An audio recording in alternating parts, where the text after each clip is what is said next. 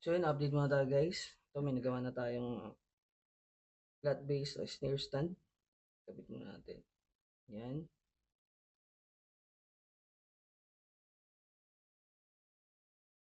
Gusto muna natin dyan. Tapos ito yung ating snare stand.